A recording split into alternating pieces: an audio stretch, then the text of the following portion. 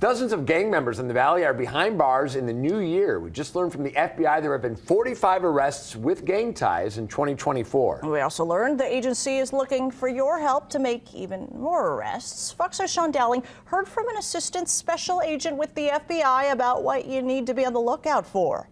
It all started with a recent social media post asking the public's help in reporting gangs. But we're told they're getting harder to spot in the Valley amid a rise in gang activity.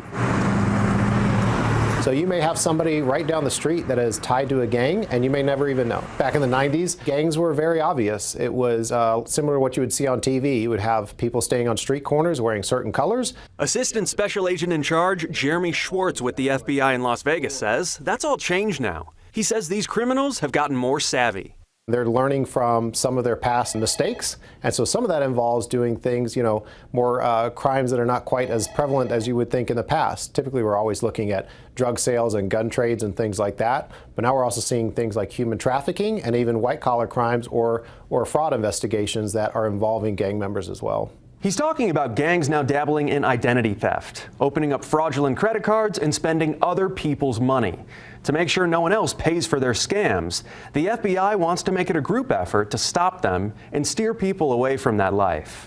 But if you have a family member that might be, going down that path or potentially being recruited by a gang member, it's great to reach out to your local law enforcement or to the FBI. So maybe we can intervene, provide them with some resources, and potentially prevent them from being a part of that gang before they actually do commit some crimes. Even though they asked the public for help identifying gang activity, Schwartz knows people might get cold feet reporting a tip. We always worry about people not wanting to come forward out of fear of retaliation or simply just fear of something happening after they make that first initial call. But that's why our initial tips to 1-800-CALL-FBI is anonymous, and that makes the biggest difference in my mind.